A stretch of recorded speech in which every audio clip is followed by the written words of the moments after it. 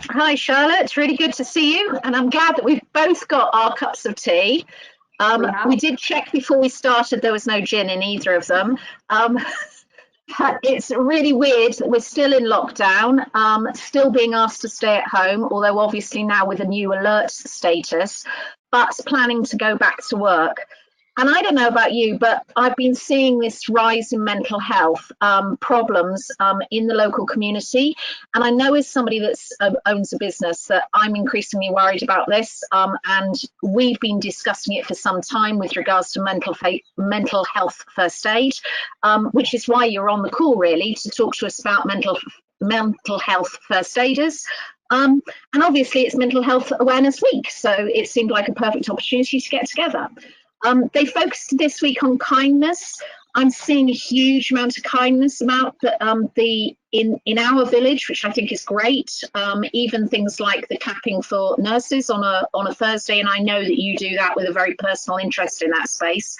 But you know, that's all fabulous.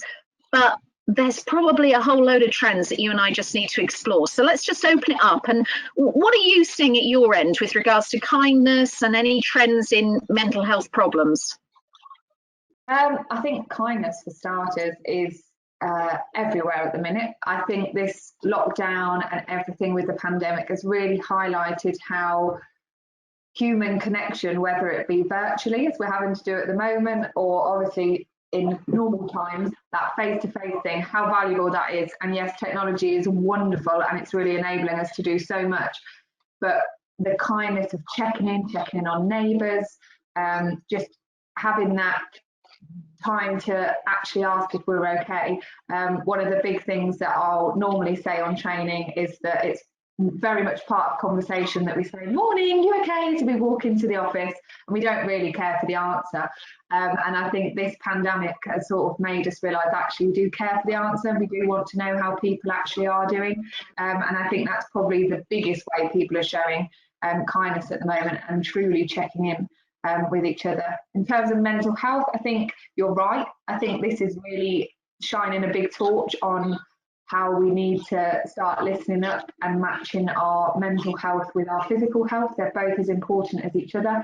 And just sort of making sure that we're listening to each other, that we're picking up on things, and that we're not getting so sucked into work that we're losing the human side of everything. As well. Quite difficult to link into that you know, you're not doing that chat at the water cooler, as they used to say. You're not able to have a chat while you're making a cup of tea. It's a difficult call though, isn't it, when you're all working remotely?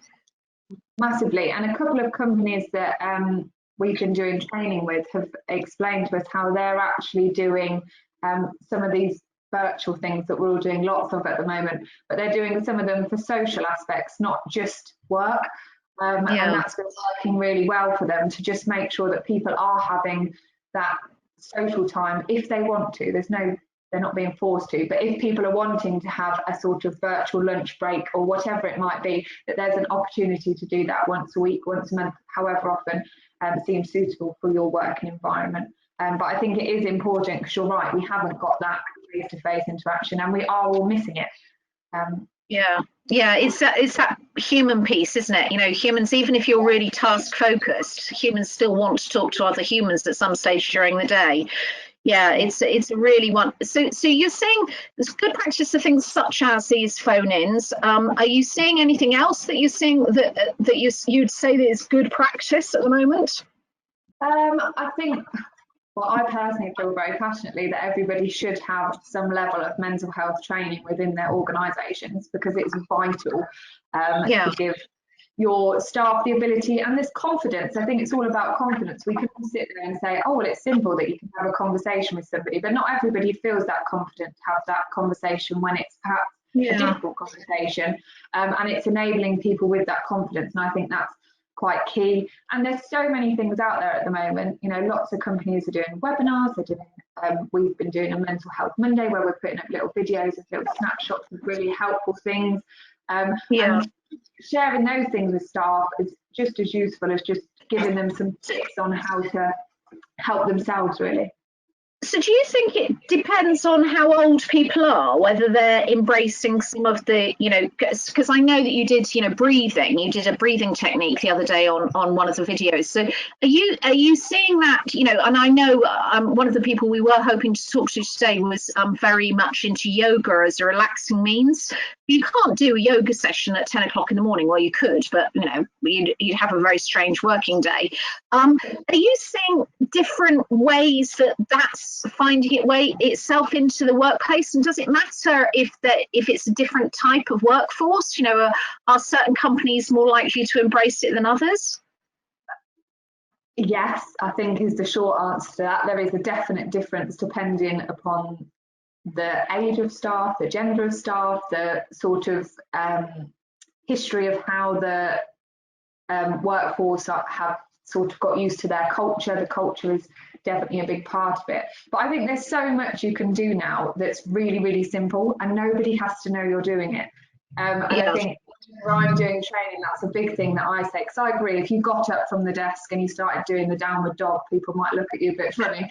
But doing things like box breathing, or just something really simple, is breathing in and then making sure your exhale is twice as long as your inhale. So if you got me thinking about my breathing while I'm talking to you, that's never good. Instantly I start hyperventilating. Yeah, don't do that. But yeah, just inhaling in for, I don't know, 2 or 3, then making sure you're exhaling for just double that, so 4 or for 6. And that's really simple. And the other thing, when we're stressed, we tend to breathe from up here, and sometimes just putting your hand on your tummy and making sure that it's going out as you're breathing in and in as you're breathing out. Got to make sure I get that right. But some people's tummies have got much bigger during lockdown, so that's a bit of a challenge, isn't it? But yeah, I know what you mean. So if we're all going back to work, and this is still a big if, I know what the government's direction is, but it's still not certain that we're all going to go back to work imminently. It's talk to your boss about going back to work at the moment, and it's not everybody, it's only those that can't work from home. What types of things do you think that we should be advising companies to actually put in place? Should they be doing anything? Because there'll be a massive difference between those that have been furloughed and those that are still working, I guess. Yeah, I think that's the big thing, because you've got everybody on different things. You've got some people who are still in the organisation if they're unable to work from home. You've got the workers from home. You've got the people on furlough, and there's real differences in how people are coping depending upon, well, firstly, who they are, but also with which sort of category they fall into. And I think it's really important as a manager and employer to be mindful of the differences, and how the people who are on furlough might feel a bit out of place, not as quite as important, lost that motivation, a little bit of self-worth being impacted. And then you've got those who are still working, feeling like they're doing all the work for everyone, because they're taking slack, they're feeling overworked, they're feeling exhausted. And so you've got to get that balance right between the two. And then you've got the working from home. So they've just recently done a study that's found that people are working averagely 29 extra hours a month by working from home, because those boundaries are a little bit blurred. And somebody, I took part in a workplace wellbeing event on Monday, and one of the things that they said that I thought was quite a useful thing to do was, when you're going, if you're working from home, imagine how long your journey would be to work or from work, and taking time to do something, and that's go for a walk, whether that's read a book or something, for the amount of time that would have been your travel time, so that you're disassociating yourself from that working environment. I think that's a really interesting idea. I've been reading a lot of people that have been reading a book in the morning. I'd never think to read a book in the morning, but they're reading a book for an hour in the morning before they start work. And then they pick up the book again in the evening, for exactly the reason you've just said. I mean, when I'm working in London, I read a book on the way into work, or I'll listen to the news on the way into work. But now I sit down at my desk at 7 o'clock and crack on. So I think that's quite an important piece, isn't it? So last couple of minutes, before we open it up to questions, what sort of tips? And I know we've put together some tips on a slide, so I'm going to ask Sonia to move over onto that new slide in a minute. What sort of tips do you think that we should be giving to individuals just to help with stress? Because we've already said that there's an increase. Can you talk through this calmer issue or area?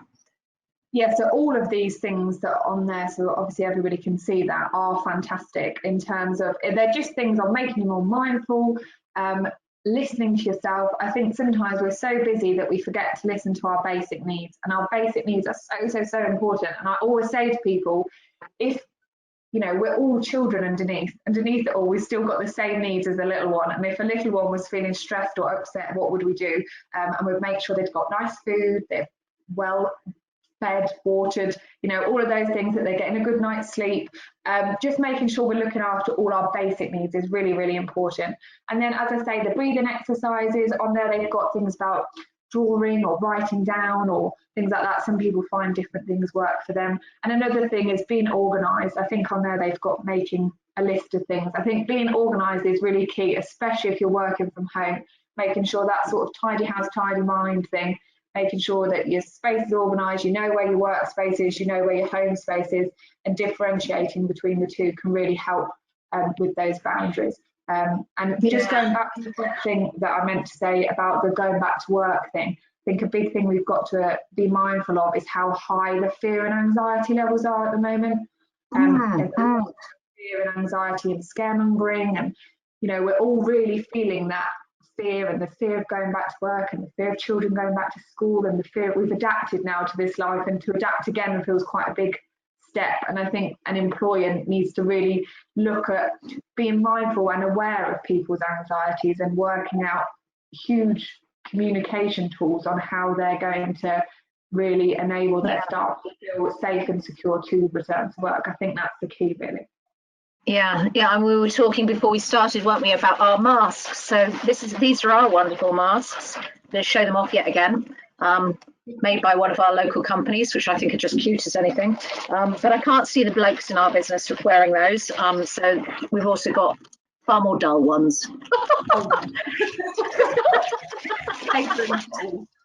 Yeah, exactly. But it's I think it is difficult, because lots of people are going to have lots of different expectations on this whole piece of going back to work, aren't they? Yeah. So how many organisations do you think at the moment have got mental health first aiders? I'm not sure on the percentage. I don't know off the top of my head. However, I would say nowhere near enough would be my answer. Unfortunately, it's not mandatory. And it is one of those subject areas that generally across the board we tend to discriminate against and have a bit of stigma attached to. And that's what we're continually trying to fight against, really. And making sure it's 1 in 4 people are in the United Kingdom have got a mental health condition. And then that's proven to be more like 1 in 2, because a lot of people, unfortunately, don't admit that they're actually struggling and say that they're having issues. And businesses, it costs billions of pounds a year to the UK economy because of days lost due to people with mental health conditions or stress in the workplace, all of these things causing people to have time off. And I just think it makes total sense for businesses to be investing in the mental well-being of their staff, really. Yeah, I mean, we use an app as well, along with talking with you. We use an app on a fairly regular basis, so that staff can actually say if they've got a challenge and push that forward as well. So yeah, it is such a challenging area, and you know, it's always been difficult, but it's even more so with with a pandemic on you. It's really, really difficult. Well, let's open it up and see if we've got any questions. If we haven't, we'll just carry on talking, because you and I can usually gas forever. So. Let's see if we've got anybody out there that wants to talk to us. Sonia, is there anybody that we want to talk to? Hi, from what I can see, we have Owen on the line as well. Hello. Hello. Hello, my darling. How are you? I am very well, thank you. I wasn't sure if you could hear me. The microphone was looking a bit dodgy, but you can hear me. You can't see me, though, presumably. We can't see you, but we can hear you. So what's your experience in this space?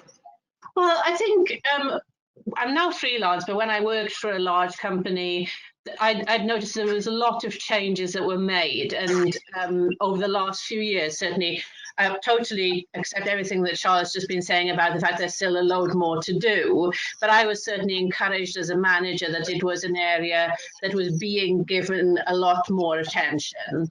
and that we were encouraged to talk to our teams about it in a way that hadn't happened before. Now, at the moment, obviously, that's even more important. And I think the things that resonated with me from your conversation were really about the difference between us all, and that we can't make assumptions about how people are going to feel. The people who might seem to be the strongest actually underneath it all are struggling, and just that not wanting to admit any kind of failure, if in that wanting to be seen to cope in some ways, or people can be fine but then suddenly they're going to have a really bad day. I mean, I certainly see this whole lockdown as a roller coaster from a personal perspective. Some weeks I'm absolutely fine and then I'll have a dip, and I'm sure I'm not the only one in that position. So for me, it's always been about taking time to listen rather than assume, and having that range of options available for people. So now there are going to be people actually who really don't want to go back to work. They're perfectly happy working at home. They don't want to do that because they're worried. On the other hand, some people are champing at the bit. They want to get out of the house. And then, somewhere in between, you've got the whole range of that, and and also the sort of logistics of it all, and I think certainly, again, thinking of a lot of the people that I know, when I talk to friends or talk to other colleagues, what worries them most is that we can't see an end to this, that there's no sort of milestones, and normally you've got some kind of issue, you think, okay, I can do this, then I will go somewhere to solving it. This is outside our control completely, and that lack of control is really difficult, I think, for some people more than others. And I think for some, I think you're 100% right there. And this whole control piece, I mean, it's probably those that are more used to being in control that are going to struggle the most. I mean, I was talking to somebody yesterday who is struggling to do all of the home schooling. They're working full time and they cannot fit in all the homeschooling they're being asked to do, or they are perceiving themselves being asked to do. And I reminded them that it was half term this weekend coming for a whole week, and therefore they could relax this week, because if they just did an hour next week, then they'd be doing, they could spread it over two. And, is it half term next week? We're almost trying to be excellent at everything, and I'm not sure there's a need. I know, Charlotte, you've got, you're in exactly the same position with friends and family that that you're supporting. It's a difficult area, isn't it?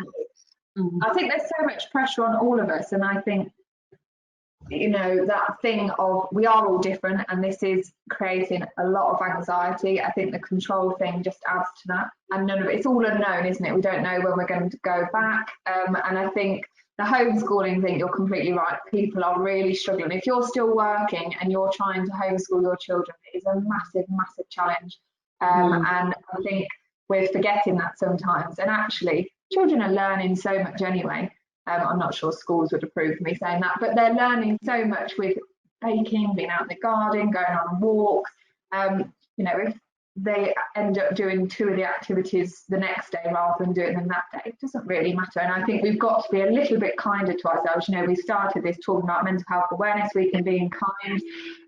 I think we need to be kind to ourselves. It's all good and well giving kindness out, but we also need to be kind to ourselves and look after our own mental well-being, and thinking, actually, do you know what, today it's really sunny, the kids only want to go in the paddling pool, just let them in it. It doesn't matter, we'll do a bit of extra maths tomorrow.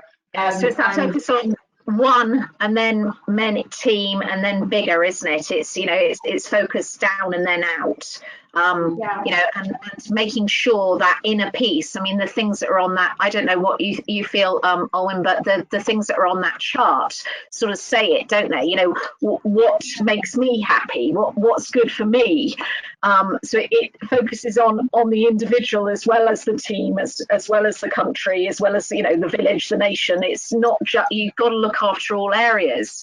You can't look after, if you don't look after you, then everything else is going to fall from that point on. It's a bit of a pyramid, isn't it? You've got to be feeling good and strong within yourself to be able to support others, to be able to give your best. If you're not looking after yourself and getting good sleep, and I'll go back to that thing I said about all your basic needs, we've got to tend to our own basic needs to then be able to give what we need to look after others, whether that be our families, our employees, or whoever it might be.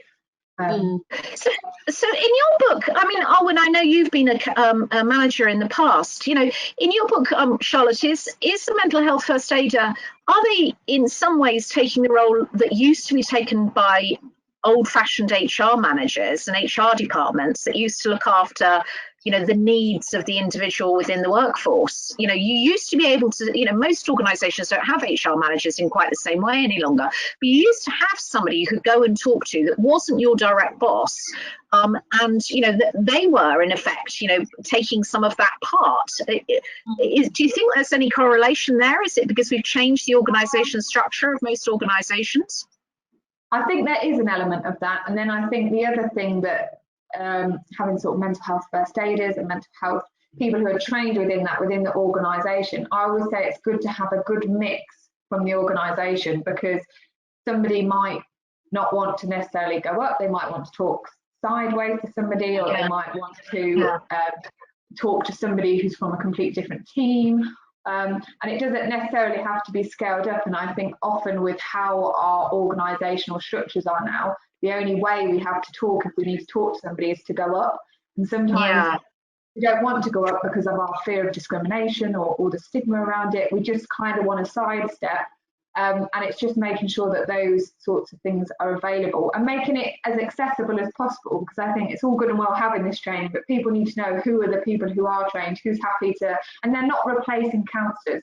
We're not training people to be complete counsellors. It's just to have that confidence for that initial conversation and signposting. So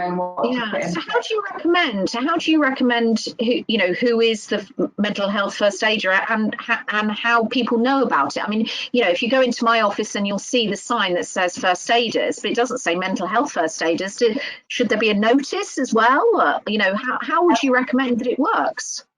It's different for different organisations because it depends what works, but some companies do exactly what you've just said, where you've got first aiders having up on the board the photos of the people that are the mental health first aiders.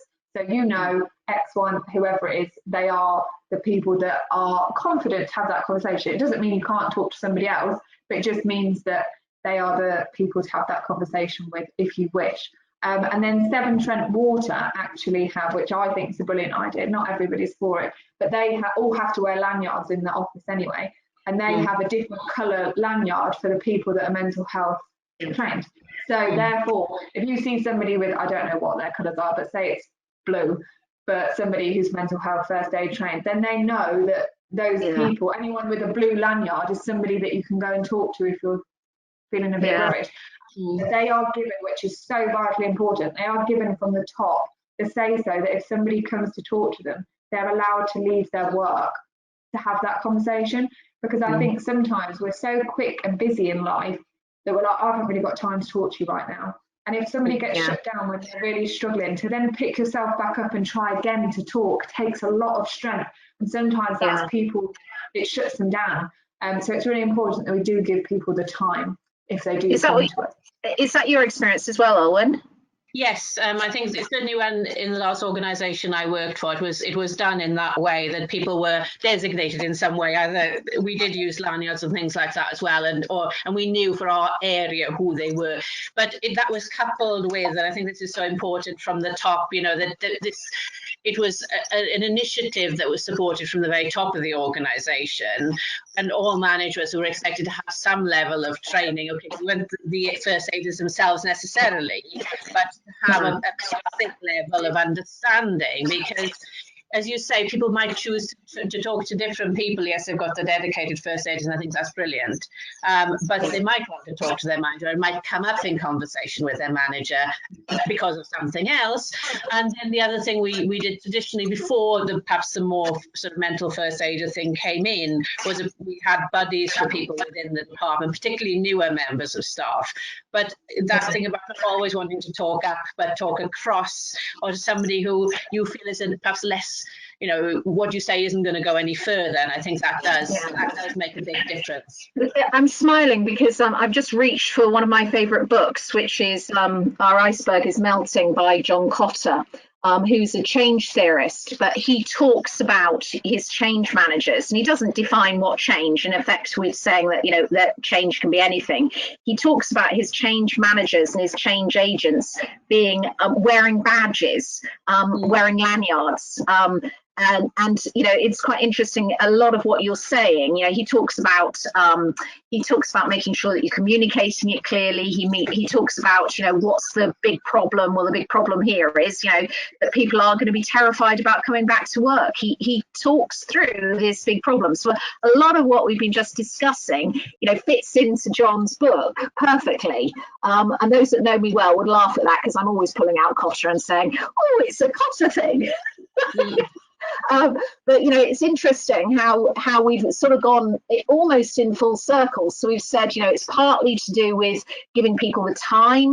We've said, you know, it's partly making sure that they're aware that they've got the space, and that consultation, that communication piece.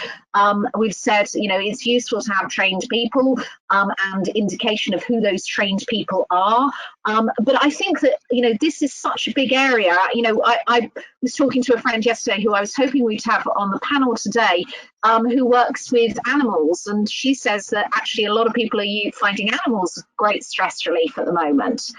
Poor dogs are, you know, saying, please don't take me for any more walks, I think. But, you know, the whole concept of having, you know, cuddle your cat, or take your dog for a walk, or talk to something that you can just unburden with is quite important. I know in the past, and nobody's encouraging smoking these days, but smoking has been part of that stress relief as well, hasn't it? You know, thankfully there are healthier activities now for people rather than smoking, but it's, you know, it's that personal thing that I think both of you have talked to, which I think is so important.